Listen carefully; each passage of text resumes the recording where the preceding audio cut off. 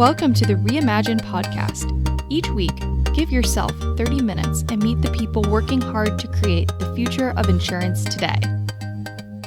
Hi, this is Paul Tyler, and welcome to another episode of the Reimagine podcast. And Laura, good to see you again.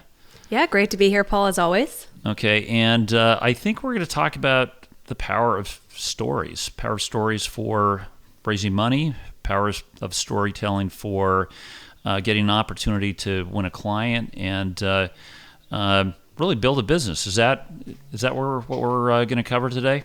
Absolutely. And we have two individuals here with us in studio to talk about that from different perspectives. We have Patrick McGloin, Vice President of Gaffney Bennett Public Relations, and Rory McGloin, Founder and President of RPM Communication Consulting. So two different viewpoints to talk about this very important conversation around communication. And with that, Rory, I invite you to kind of give a brief background on yourself and what got you interested within the communications field and what keeps you going here. Yeah, awesome. Laura, Paul, thanks so much for having us. Looking forward to this all week. So excited to be here. My name is Rory McGloin. I'm a Connecticut native, born in Hartford, and I've spent the last 15 years in and around professionally the field of communication. I'm a UConn Husky, master and PhD there where I studied communication and particularly spent a lot of time looking at how we interface with media and how it influences our experiences when we meet in these types of virtual spaces with one another, which has become, of course, really prevalent in the COVID and post-COVID world. I have served in higher education for a long, long time, but I really wanted to be able to bring some of my skills and abilities and to be able to provide them to folks outside of the UConn or higher education community. So a couple of years ago, started my own consulting firm, and it really gives me access to be able to provide these lessons and, little tips and tricks and best practices to large organizations, small organizations, and individuals. It's something I'm really passionate about and enjoy helping others to find and hone their craft for great storytelling and just ultimately getting their message across. So happy to talk about this. That's great. And Patrick? Laura and Paul, great to be with you, and also with my slightly taller, slightly younger cousin Rory. Similar origins, being a Connecticut native, born in Hartford, but took a slightly different track career-wise. I sort of came up through the political campaign and public affairs space, and you'd be surprised, or maybe you wouldn't, about just how much of getting your story distilled, understanding your audience, and getting it out in a clear, compelling fashion is really integrally woven into how the public affairs and political campaigns, how those two spaces work. So it's sort of a natural evolution for me to end up in a public. We're a public relations firm, but we have a sweet spot in public affairs, and have had a great opportunity to work with a ton of different clients of all sort of sizes and shapes to help them pull together a story that's going to help them get their story told. And a lot of times it's crafting a compelling narrative that you tell in good times. Sometimes it's trying to get your story straight out in front of important audiences when you're in the grips of a crisis. But it's still really fulfilling and exciting work, and glad to be with you guys to talk a little bit about it today. Well, great. And Patrick, it's interesting. I'll just a little slightly similar career paths, and when I came out of school, I ended up working like an entire election cycle. So Senate campaign, and then I worked for a bunch of sort of state races down in Florida for a consulting company, and it was very interesting. The people, I don't think most people would see this, but I don't you see like enormous parallels between launching a campaign and launching like a small business? Crafting a product, looking for product market fit, and actually seeing if you can if the great funnel leads to success. Yeah, no, I agree. I agree entirely, man. I think if you are, you're launching a new business or an organization, you need to be able to describe your value proposition. We've all heard about the elevator speech and getting that message across. I mean, you were probably doing the same thing on your campaigns with your candidates, that they're going to be on the stump. There's a limited amount of time.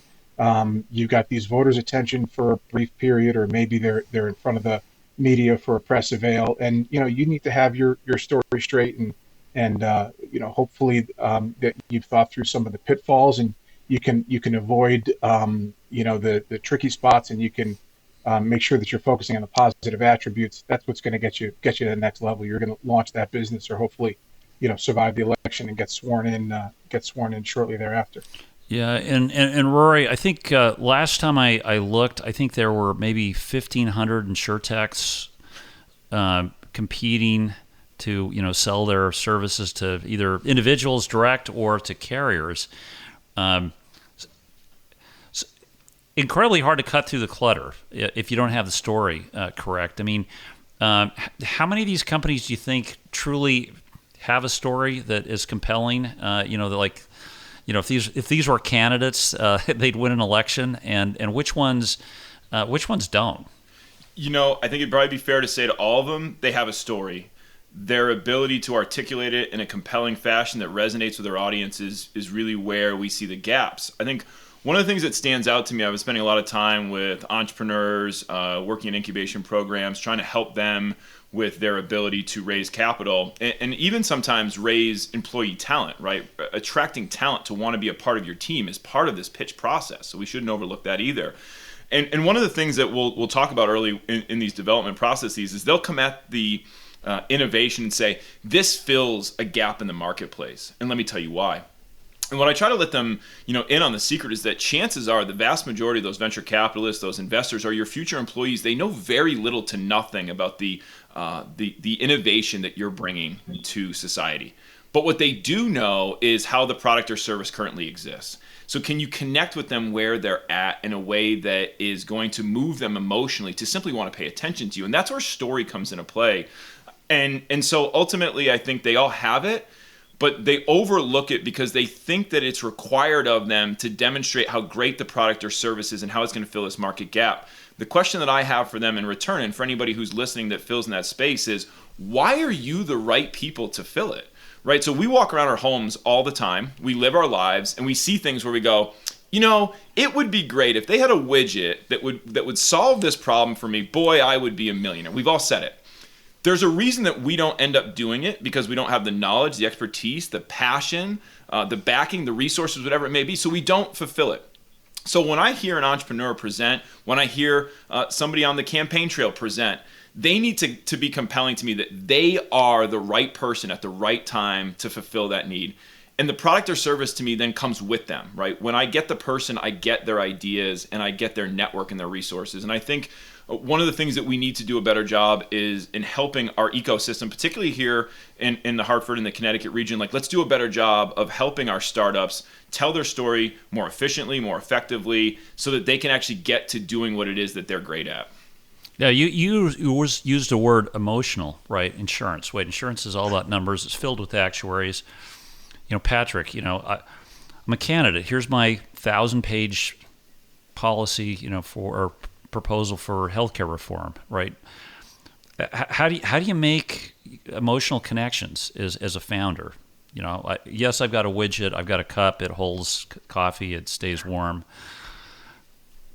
What's the secret sauce to getting the emotional connection here, especially in a very much a left brain world? Yeah. I mean, I think it's a good question. I mean, I think mechanically, what I think you do want to probably, to the extent possible, take advantage of every resource that's going to help you, sharpen up your message.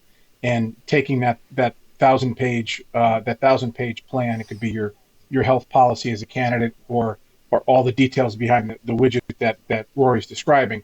One thing that you can do is get as much research done into your target audience as possible. That could even include conducting firsthand research, surveys and focus groups to really understand where is that connection between the problem you're looking to solve and people's perception. Because you might find out that 1,000-page plan is not scratching people where they itch.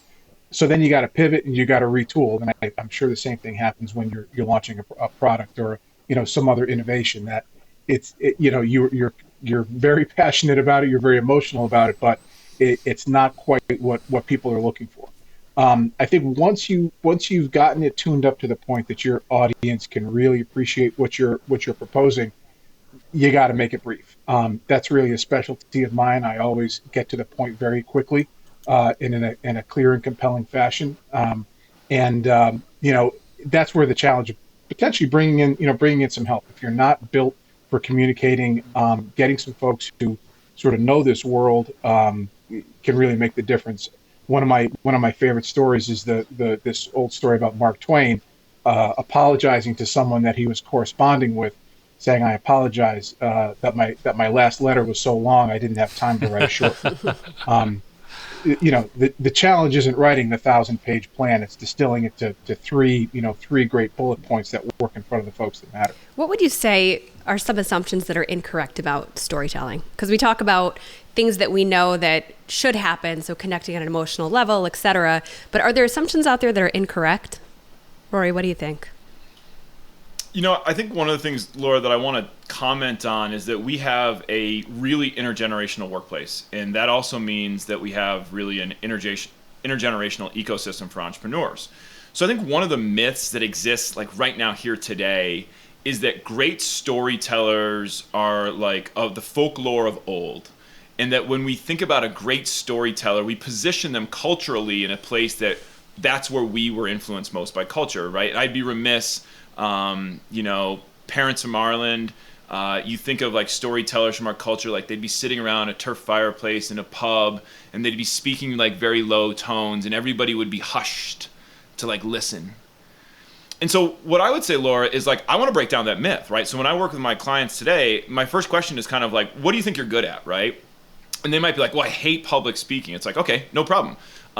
If you look on our phones right now, we actually have a generation of great storytellers. We just may not be appreciating the way that they're telling their stories. So whether you're on Facebook, Instagram, TikTok, YouTube, really what we're attracting people with, Paul, to go back to your question, is we are making some sort of empathy with our audience. We're creating it literally, that they are like, oh, I can relate to this person. One of the things that's quite fascinating, right? If you go back to like 80s, 90s marketing, right? When you think about like the Coke and Pepsi wars and how really professional their marketing was, today we've got influencers who are taking us really behind the scenes of what's going on in their life. And the more personal they get, the more likes, comments, and shares that they get with it. So, Laura, not going down the path of like the science of narrative just yet, but a myth that I think that we need to advance is that storytelling has been happening all around us for a lifetime.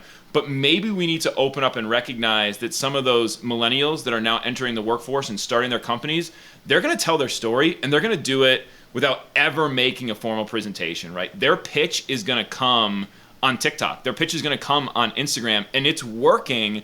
And I think some of us who think about traditional storytelling values as being gather round children, I think that we're going to have to open up our eyes and train and appreciate that style, which, by the way, is the perfect intersection between the generations, where some of the generations of old would have been really great at some of those kind of emotional pieces, and some of today's generations, Paul, as we were talking about before we started here, having those tech pieces.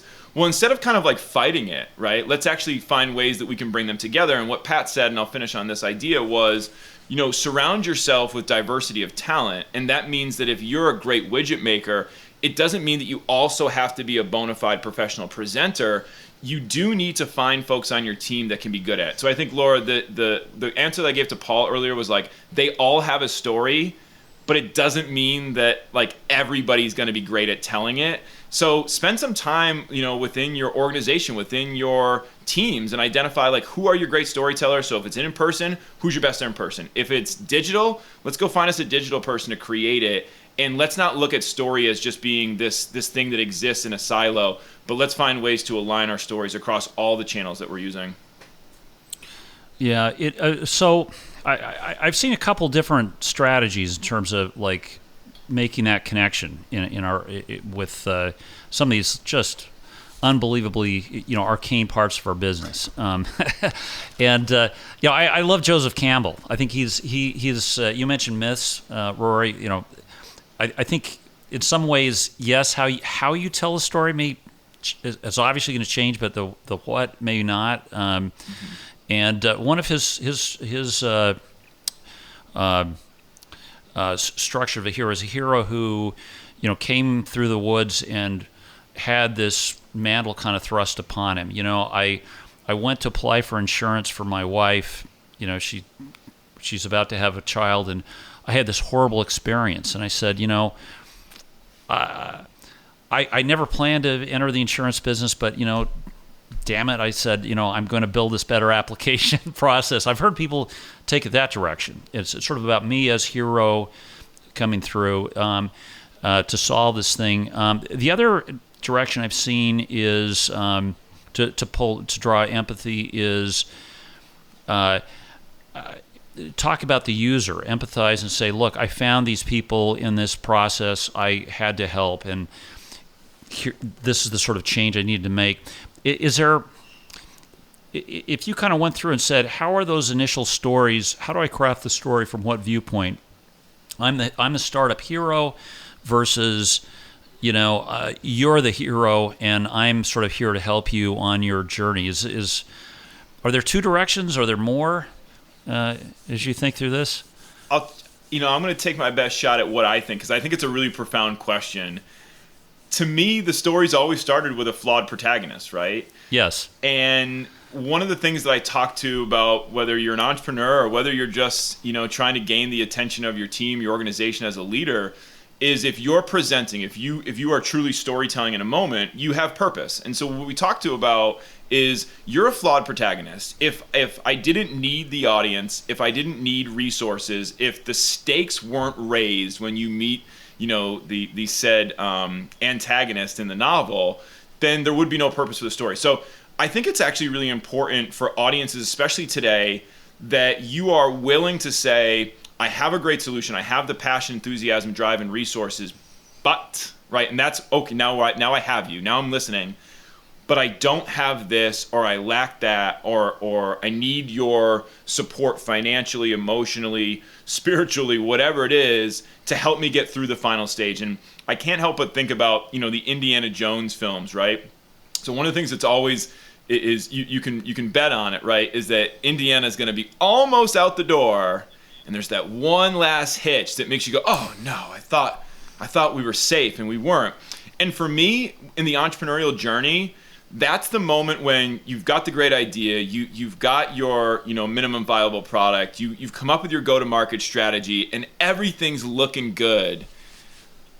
But something happens, right? There's your supply chain gets diminished, or maybe your customer model changes, or maybe the competition beats you to the idea, and you've got to have that Indiana Jones moments where you pivot. I think if you can tell your story from the flawed protagonist standpoint always, you're going to be relatable. You're going to be compelling. And I'll just go back to this idea of it felt like to me when we look at, again, coming out of the 80s and the 90s, we had huge market shifts. We had tremendous growth. We had the power of the personal computer, and it put statistics on a platform, right? It allowed us to look at huge amounts of data very quickly, very easily. And we became obsessed with this idea of looking at those numbers. And I think we're seeing the rubber band finally snap back, where I think many of us as consumers or potential investors are saying, I can look at the data later. I can asynchronously, go through some of the pieces of that puzzle. I want to know what makes you special. I want to know why I want to work with you. And so I'm excited to see story be brought back to the forefront. And now it's this great buzzword, and we're seeing it because it tells me that at the end of the day, human nature will always want to empathize with that main, that lead character, that flawed protagonist. So I think they start there, Paul. That's at least what I'm going to try today to say. Yeah, flawed protagonist. Patrick, how do I know in politics? How do I know in business? If I've connected with my story and my flaws are embraced by the market before I have a sale. Yeah, I think it's an interesting point. I mean, I think we're sort of, it feels like we're walking around, a word that keeps popping into my head, which is authenticity. And I think that's where you need to have your feet pretty firmly planted on who you are and what you're about, and be prepared to defend it. Because speaking sort of shallowly or superficially about what you're trying to represent to your audience that you believe, and they can see that it's thin or insubstantial, that's deadly. So I think having, really would be two things: is really owning your message, notwithstanding the fact that you may need to adjust and pivot around some of the subplots, but really knowing the core value of what it is that you're looking to communicate is critical. Where we're in a really weird spot now is back to something that Rory mentioned about the 80s and the 90s. What an awesome time to be a communicator. You owned one hat, you wore one hat, and it all worked very easily. If you were in front of a group of folks trying to raise money, it was pretty straightforward. You were up on the 40th floor of these impressive buildings with impressive people trying to make your pitch. When you wanted to go out to those trade outlets in the, say in the insurance industry, for example, small group of them, you knew who the folks were, you knew who the reporters who were on your beat. It was a really limited, focused, familiar ecosystem to be out there communicating to your audience. Now, forget it. Shattered into a million pieces. Your audience is in 100 different places with more demands on their time, getting bombarded with content from all corners. And you have to both be positioned to speak to well-informed, astute audiences who understand what it is that you're talking about, who may not even have the same power or influence as somebody on LinkedIn or Twitter who knows a fraction of what an informed audience might know, but that won't stop them from opining on what it is that you said. And now you're looking over at this person or this group that's throwing tomatoes at your great idea, and you're saying, I have to deal with this now? And the answer is yes, you have to deal with this now. So I think that a really strong understanding of your audiences and the channels where they may be, notwithstanding you may have a primary audience, you really want to be in front of insurance trades so that you can raise the profile of your company, or you want to be in front of the VC community because you're a startup looking to raise money. You can't take your eye off the ball that some random out of the clear blue sky event may happen, and you have to pivot quickly and address a different audience. The best way to do that, in my view, is that you're prepared for it. So you have thought through your messages, you've thought through what some of the pitfalls, some of the questions or critiques you might get, and then you can at least be prepared to react, relatively quickly. What they say is that, by the time you've heard the thunder, it's too late to build the ark. Know this stuff, embrace it, own it, be prepared for it, and that way, you're going to be well suited to interact with your priority audiences and also take the slings and arrows from other folks who may not. So is it fair to say, obviously, you want to have your story, succinct. You want to know your audiences, but to always be aware of where that talk or that murmur is coming from, where we might not be prepared to share the said story across all channels. So speaking for myself, I'm an antique millennial, and TikTok. I don't do TikTok. I am not a TikToker. God bless the TikTokers. So what if I'm a startup and I'm pushing a product and someone comes after my startup on TikTok via a video that goes viral? What would you recommend? Would you recommend that I respond and now have a presence on TikTok? How do we address a situation like that where our message is out there, but it might be coming through channels that we're not prepared to answer to? Yeah, I mean, I'll take a quick run at it and then let the younger, more digitally astute McGloin correct whatever I said that's wrong. Our default setting is, in particular, where it's a lot of times it can be a garden variety, well-intentioned question or critique, not necessarily somebody looking to tear you down, typically happening on social. First things first is move it off of social. So the extent to which it's possible, TikTok, Twitter, LinkedIn, wherever these things are happening, that it's not just a positive opportunity for an ongoing exchange. If it's got some hair on it and you don't want this conversation to happen in full view of the public, DM, reach out, do everything you can to get the conversation moved offline, and see if you can resolve it that way. If it doesn't get resolved and you're just finding via media monitoring, social listening, and otherwise that there are conversations happening about you, your issue, your product, or your company in channels where you are not participating, you don't have too much of a choice. You may have to get onto the ball field. No, and I Rory, think, Laura, that would have been my default to say, I'd call Pat as a public relations professional and say, what do you advise in this circumstance? The one thing that popped into my mind that we work with entrepreneurs and with startups is going to be control your space. And ultimately what I mean by that is that you really need to identify, probably from a digital standpoint, like what channel is most conducive to your product or service? Like where do you really want to do customer discovery? I think about spaces like LinkedIn, and one of the things that's fascinated me, I don't know if anybody else has noticed this, over the last year, LinkedIn went from a space that was uber professional, right? It would be sharing accolades, job postings, attaboys for our colleagues. And now all of a sudden we're starting to see posts that are really personal. I see parents sharing accolades or stories about their children. I see people who have overcome adversity. I see stuff that I thought was more native for Facebook. And if you're following this trend, you're kind of going, is LinkedIn a place anymore that you are going to utilize as a propeller for your business or for your startup? And I'm starting to say, I don't think it is. It's not what it used to be anymore. It's not attracting the webinar-like traffic, right? LinkedIn, of course, captured that on their own with their own learning space. So what am I saying here, Laura? Is like, for me, you go, what's my space? And if your company and customer discovery is not going down on TikTok, yes, you call Pat and you say, can you help us navigate this scenario? But at the same time, I know my space is Instagram, or I know my space is Facebook, or I know my space is in the local trade organizations.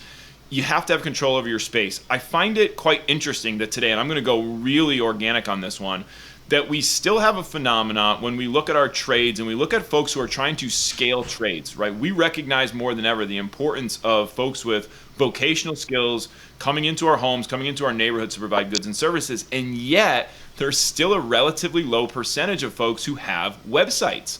And you're saying, well, why don't you own your space? Because if and when, right, somebody puts up a bad review, somebody Yelps you, somebody gives you a Google business review that maybe isn't fair or accurate, do you have a space that you can control your narrative?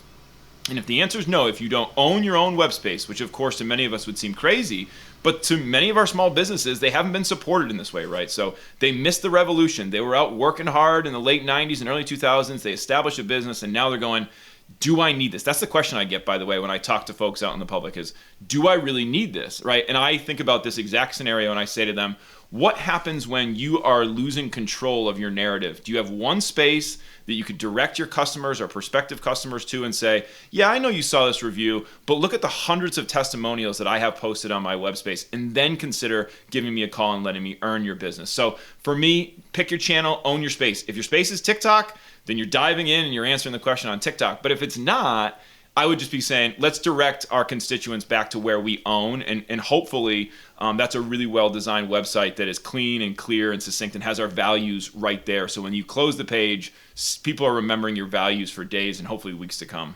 So digging in real quick, you had mentioned LinkedIn being a space that's changing, and I see the messaging changing on there as well. Do you think that it had something to do with all of us becoming more human in the last, say, 15 months, where I see people putting parent, right? So I'm a vice president of, I'm a parent, I'm a this, I'm a that.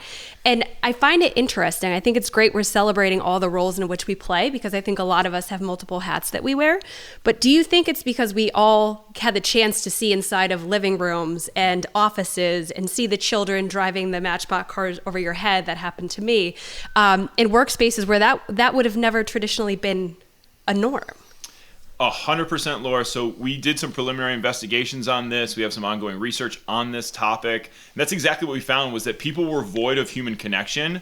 And they basically said, well, you're in my home now, so let me share this great story that I overcame, something on the weekend. Or let me tell you this great story about how my travel soccer team overcame this journey and won a game. And you're like, this is a Facebook post, right? And we've been following the trends on this, tens of thousands of likes on what we're considering non-traditional or non-professional shares. And we did take that giant step back and said, what is happening?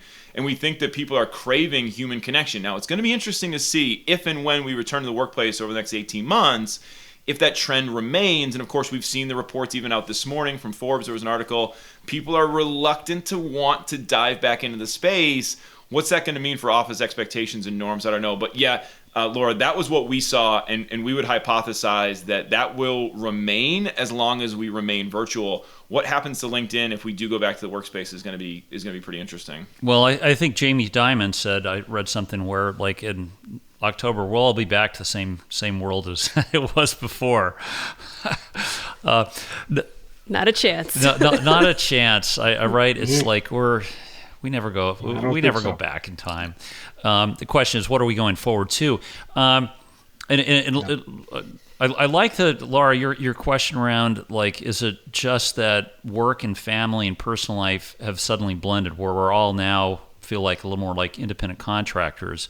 So there's still a story there.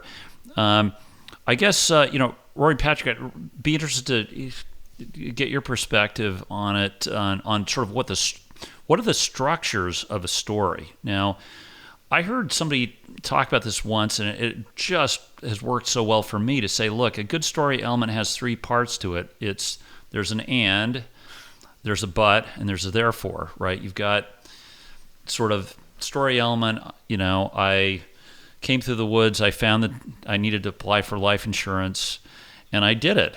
But it was oh so hard. Therefore, I took this mission on myself and said, I'm going to change the way the industry is working. Conflict, you've got resolution. How do you talk to your clients, your startups, and say, look, here are the parts you got to have in your narrative for it to be a story? Mm-hmm. Yeah, and I'll just tackle this for a few seconds. I think Pat gives us an opportunity to add some anecdotal evidence to potentially support where this works, or maybe in industries where it doesn't. So I'm a huge fan of all Randy Olson's works, and what he really did was kind of catalog for us that and but therefore method, which he very openly says, look, it's not mine, I'm just making it more accessible, which I loved and appreciated about his work. So for me, Paul, one of the things that we talk about, right, is that ordinary reality, or like where we are right now. And I think that that's how you create empathy. That is how you build relationships. In particular, if you think about audiences that are likely to disagree with you or be apathetic, you must build some connection built around empathy early days. And that's sharing that ordinary reality. So like that and is, we're currently living in an environment, whereas your example, insurance is really important and critical, but it's hard to kind of understand how to get it, right? And then we kind of set it up from there. So creating empathy through sharing an ordinary reality. And I think that oftentimes when I see for, big pitches in front of investors, they skip the part where they see the venture capitalist as a dollar sign sitting across the table. And to go back to Laura's point, no, that's a mom, that's a dad, that's a soccer coach, that's somebody who runs a volunteer organization. They do various things throughout the week that have nothing to do with their professional job. That's where they're going to buy into you, right? Because they're going to see this as being, oh yeah, I've experienced that as well. So ordinary reality. And then the last thing, Paul, that I won't over elaborate because you kind of set up the 3-act structure that we like to use. Something that I've been empathizing with my audiences is this idea that you need to bring people in the story right to where we are today. So I think too often what happens is calls to action are made on a more ambivalent level than we prefer. And what I mean by that is like, therefore, we're seeking $100,000 in seed funding to be able to get our app to the next level. That's not like right here, right now, this day, this time, this place, this seat that I'm in. And that has been kind of transformative for me as a coach, where I've been pushing my clients to try to say, when you finish the story, bring them to 11:46 Friday, right here, right now. That's why we're sitting here, because it gives you meaning and purpose. Now you're like, oh my God, this amazing story that started in the jungle ends here today in this seat. And all of a sudden they can actually put themselves in the story. So that's a little thing that we've kind of been working in, where we don't just end with a call to action, we end to, and that's how we got here right now. And to go back to, Patrick's, Mark Twain, Samuel Clemens kind of idea, was this idea that like, it does take a long time to make it short. So at least if it's too long, if I can find a way to bring you into it and get you invested in the moment, I've got a shot that we simply might continue the conversation. And I think, Laura, maybe your last myth there, and this was something that I learned in my own storytelling workshops along the way. As a longtime professor, I always felt compelled to make a point. I had to have like the noble ending of like, therefore, Paul, we should always remember to do what? And I was quickly kind of submit out of that thinking and saying, respect your audience's intelligence and ability, and don't make it something that they have to, recite back to you that they got the point. When we all finish watching the exact same movie, we walk away feeling a little bit differently, and that's totally okay. And I think sometimes as storytellers, we think we have to control the way that they feel afterwards. That's not our responsibility. Our responsibility, I think, is to provoke and then let them have an opportunity to deal with that. And that's something that for amateur storytellers or for folks who have never gone deep diving into it, it's really hard to let go of that because you feel responsible for the audience's outcome. And that may not actually be the case.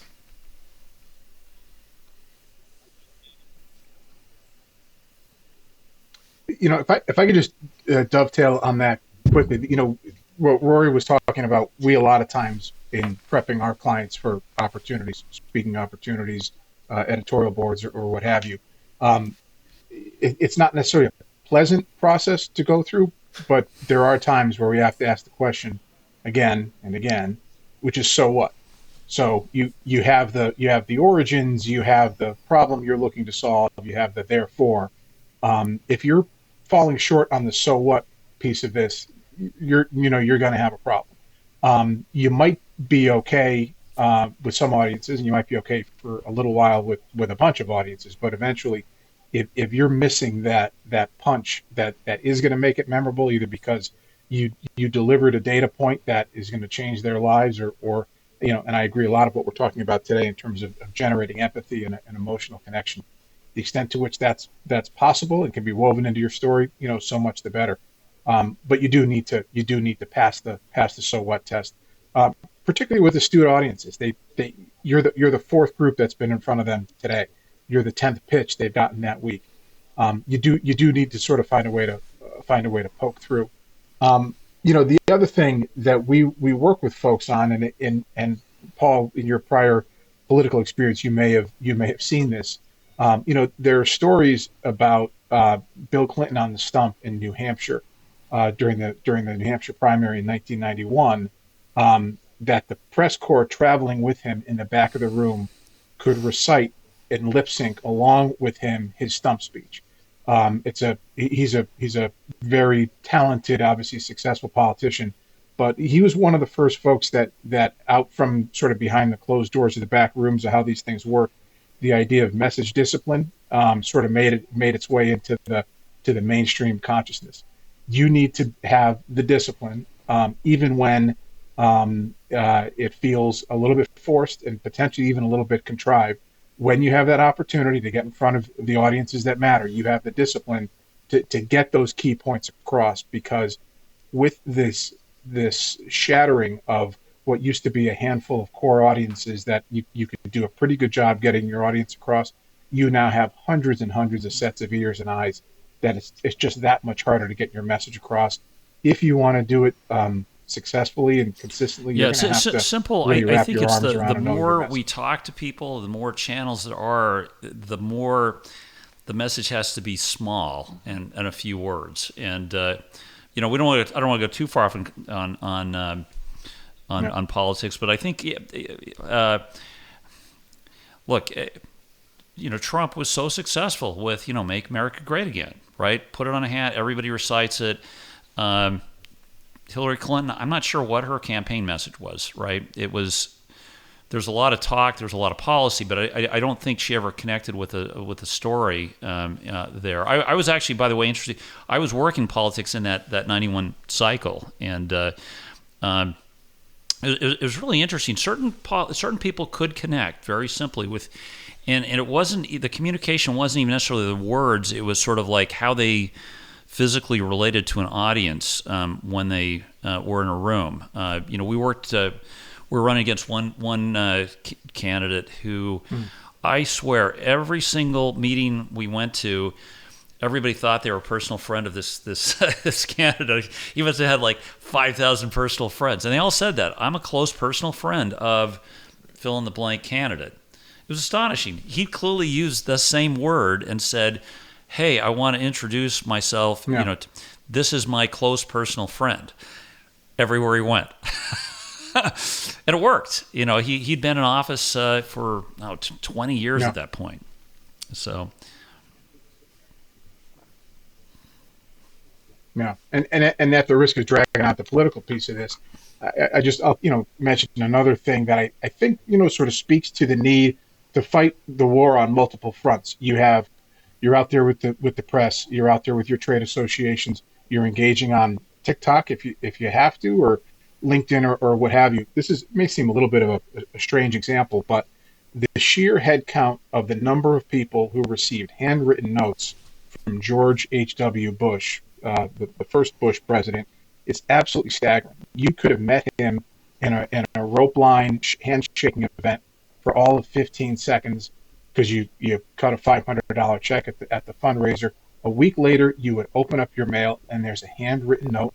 Dear Paul, it was, great to see you down in Florida. Hope you and the family do. And the number of people, it's in the tens, if not hundreds of thousands. It's an example of you having a little bit of creativity and presence of mind to try and find other and new ways to connect with folks. And right there, you didn't need to be reminded that you met the president. You didn't forget it. I have to imagine someone taking the amount of time that it took to do that, if nothing else, deepened presumably your warm feelings for that person. So it is sort of incumbent on us to always try and find those new ways to connect with those audiences, even if it's thinking outside the box a little bit. And like Rory was saying, owning, it could be part of owning your narrative that you're doing something that's a little unexpected. Did you convey new information? Not necessarily. Did you get them to understand something new or different about you? No. But new ways did you reinforce to connect, how they felt about you? Very the, possible. The modern equivalent of a startup note. Rory, what is that today? I just pitched. I spoke to an investor. I spoke to I was on a Zoom call with 3 execs at an insurance company where I'd like them to buy my services. What do I do to stand out? Right? What is that today? Is it still a handwritten note? Yeah, I don't think the handwritten note goes anywhere. For those of us raising children, we're probably still saying, hey, get the thank you card out and, send your aunt a nice thank you card. And so I certainly am not going to not endorse that. What's interesting for me, Paul, is that our time, the norm surrounding time is that everybody is busier. We have, limited bandwidth, right? That's such a great phrase that we hear so often. And so I'm going to take a little bit of a different tact on this, right? We had thought in the past that direct outreach, direct connection, that was the way to go. And I think getting something in the mail seems more novel now if it's not from Amazon. But one of the things that does strike me is that when you talk to young influencers, right? And I have a few folks that are young influencers, YouTube stars, if you will. They'll actually say, get on your Instagram, flip open your camera, throw it on live, no matter where you are, no matter what you're wearing, and just riff. And what's interesting about that is that those of us coming on the call today, making sure that we were professional, we're going, whoa, right? That I don't know if I'm there yet, right? But the younger generation is actually appreciating that because that's direct to them. So we have something that we've never had in the history of time, right? Is that your politicians, your celebrities, your social influencers, right, of old are now directly accessible. And they're flipping on their cameras, going live, and you're saying, they're talking to me. So what I might suggest is that the best way to do that, to showcase your relative authenticity, and so that's a whole nother podcast, Pat, to probably go down the road on what happens when authenticity becomes completely produced and we're not sure if the behind the scenes is actually not just another completely made up thing. But in the very short term, I think I would be encouraging folks to expose yourself, bring your personal life into your professional areas, as Laura was talking about earlier, because we're seeing that the younger generations are appreciating that the facade is being taken down. Many of the entrepreneurs, right, felt like they had to impress to even get in the room anymore. Well, guess what? There's no room anymore, right? There is no 40th floor. There's no elevator gatekeeper. If you want to pitch, go pitch. The barriers to entry are almost minimal, right? You don't need a ticket to Shark Tank to have a shot at this thing, right? You can go on any of the startup websites right now, and you can go and try to make your pitch there. So I would say the new note is actually opening up the app, going on Instagram Live, putting yourself out there and speaking directly to those of your supporters, your investors, your constituents, your employees directly. We haven't seen it yet. Go look at the Fortune 200s. We have not seen a lot of the CEOs yet kind of go, all right, I'm in, I'm showing up, here's me live. We haven't seen it yet. But when we look at some of the younger generation companies, it would be asinine to think that their young CEOs wouldn't be putting themselves on Instagram. So the intergenerational thing comes back there a little bit. And that would be my advice for anybody listening today, thinking about how can I be different? Turn on the camera, go live, and let's see who you really are behind the scenes. Yeah, it's been interesting to watch how communication tactics have played out over the last 15 plus months. And, as Patrick might say, the literal corner office is about as useful as a screen door in a submarine. It just, the value just, it might not be there anymore because, to your point, there's no physical office right now for a lot of people. And I know that we're going to be returning to the workplace. What is that going to look like? And I want to use it as a segue into the question to ask you both. if you had to take a guess, knowing what we know today at 11:58 on Friday, what does 2 months from now look like? What does the hybrid environment look like, and how can we be effective within it? So we're used to the Zoom platform. In a lot of ways, it's been really, really effective to get in front of people, to read their physical reactions to commentary, et cetera. But now when we're back in the office, yet we're still dealing with coworkers who are remote, what do you think that's going to play out like?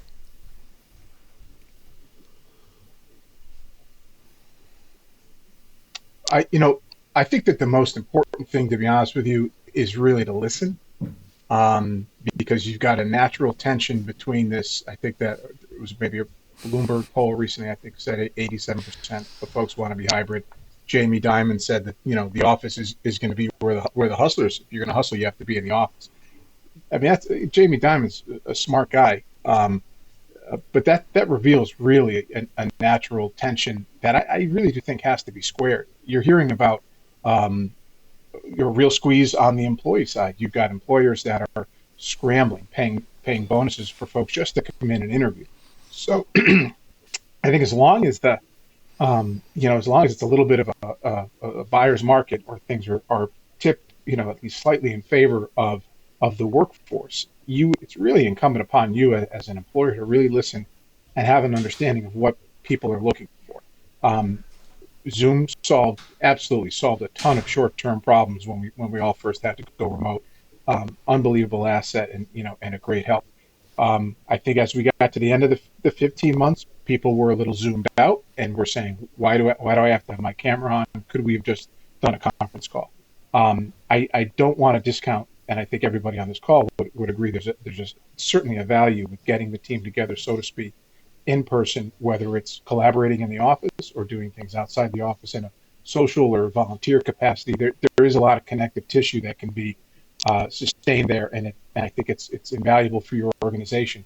But as long as people are able to be productive, be successful, working on a hybrid, working under a hybrid approach that none of us have seen before, I think you'd be really smart to listen to folks, and to the extent you can, and obviously not every industry is able to do this, tailor your approach to accommodating those folks in a way that really does hear them and is respectful of how they I like think to about work it like and how they this, want to Laura. advance their career. What do you want your culture of interdependence to be?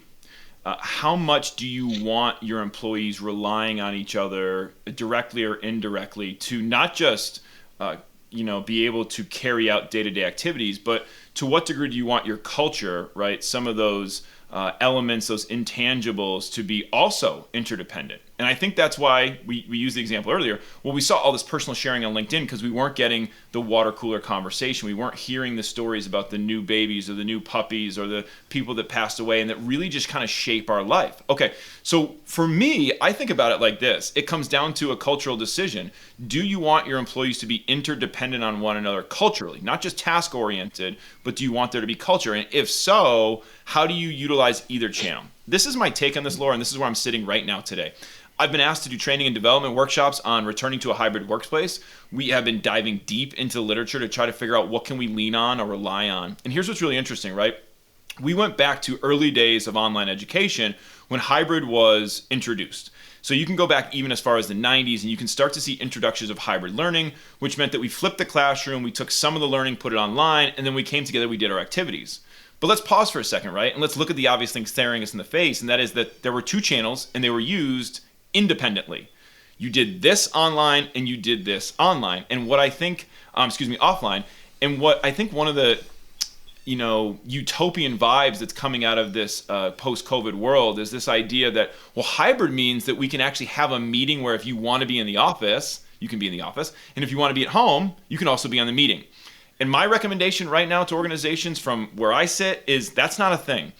Technology is not there. I was in conferences on the West Coast all the way back as far as 2006 where they were trying to sell telepresent systems, right?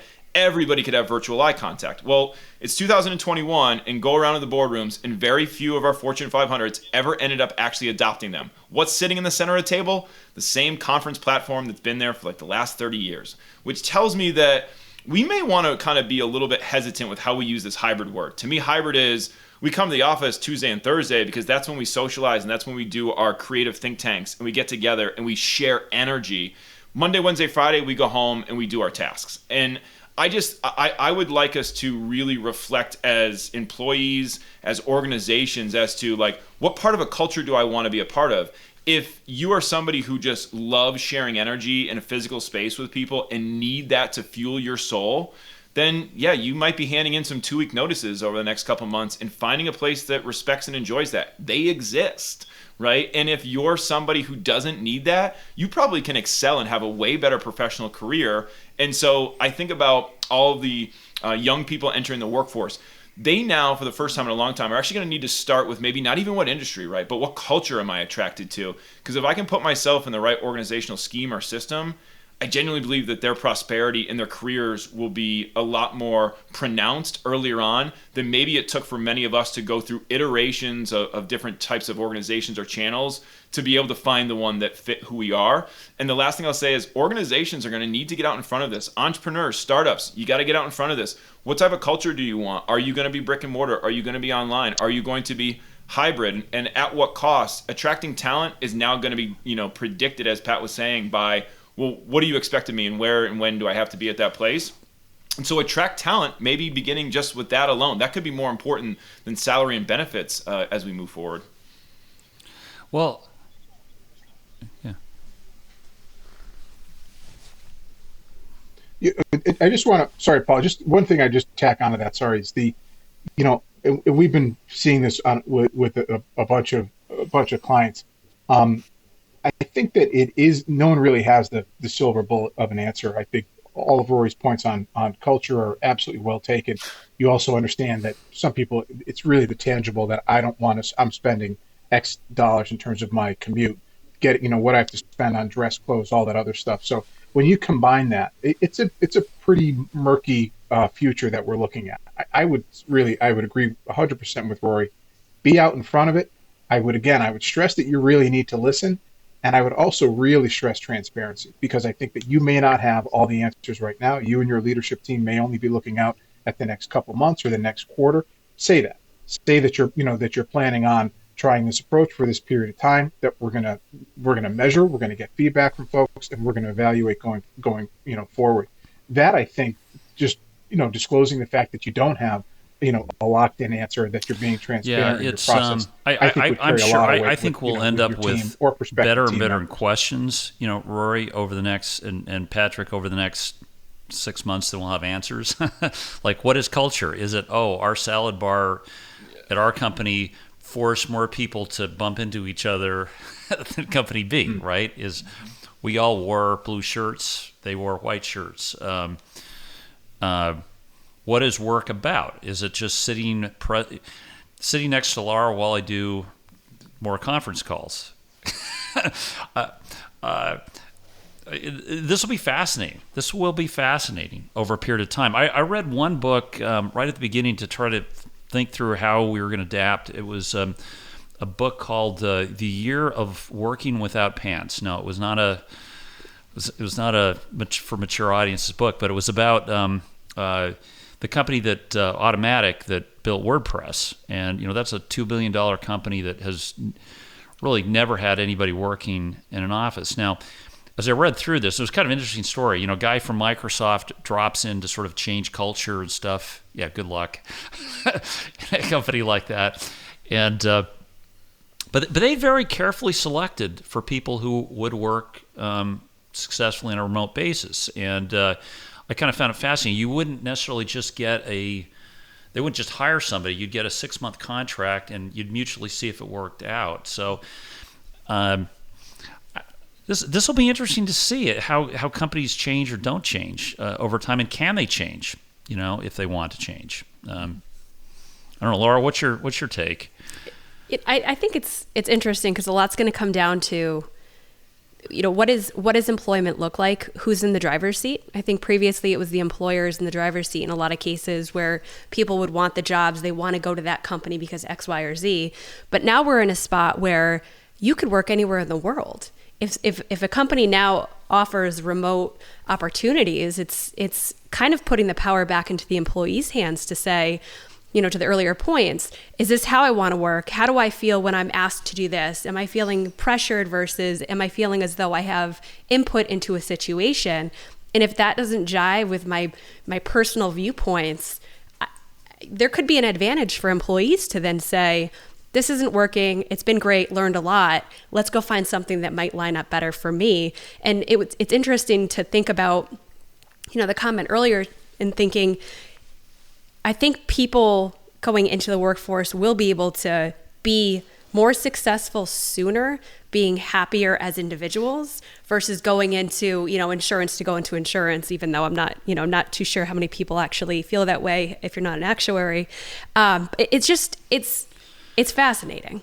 Well, if we drive this to your point, okay, it's now June 4th at 12:09, innovation in Hartford. So I'll sort of tell you, our story was, hey, we had bought this company, but we had all this extra space and we want to do something for a community. All these interesting startups from all the world come here, and hopefully you hire some people from Hartford, but we're going to bring the innovation here, and that's going to help the community because we're getting these jobs and these people sitting here.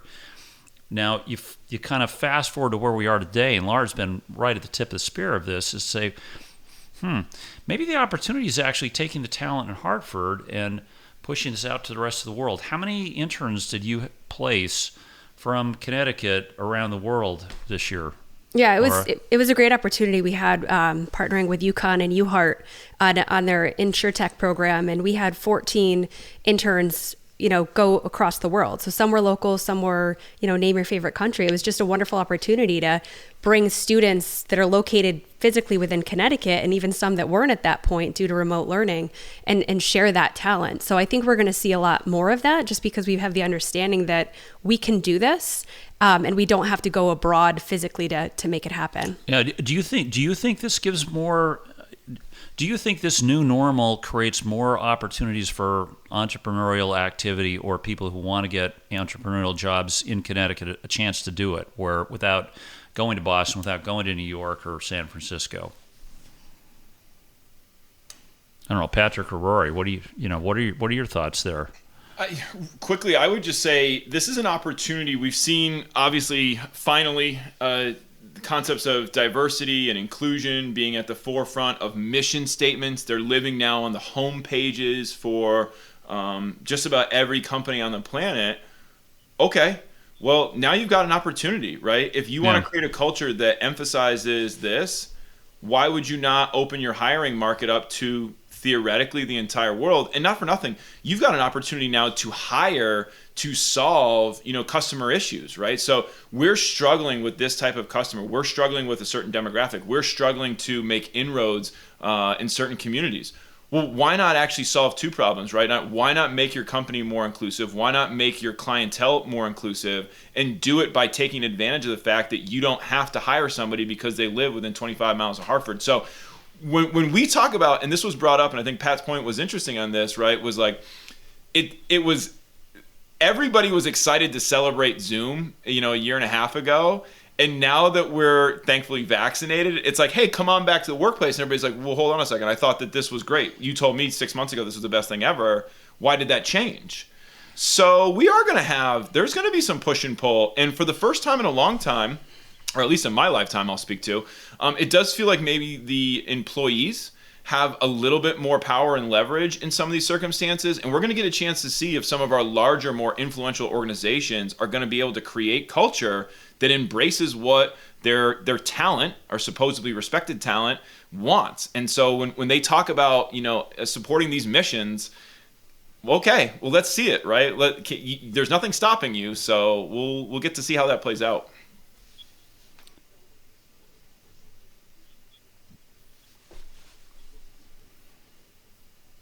We're missing in this conversation. We wouldn't need to drag the innocent person from NASA in on this conversation, but a facilities or real estate, person from the leadership team of a large employer.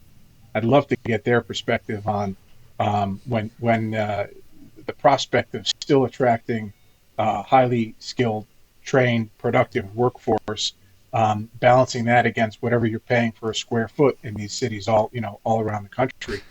The real estate person reporting up the food chain saying, guys, I think I just found some savings, and I think everybody's going to like it. Now, we're not going to have acres of cubicles staffed with bright happy hardworking people. They're going to be home, and we're going to save a ton of money. So I'm out of my depth in terms of being able to analyze that plus and minus. Yeah. Hey, Wilson, we're way over time. Laura, what else? It's part of the calculation. I think we'll end it at, we'll have to bring 5%. you both back, and maybe we'll have the relative authenticity conversation, because it's an interesting path to go down, and maybe we'll do it in a few months when we get a chance to see how companies and employees are handling the shift, and what messages are still true and what messages may have just been an empty offering at the time.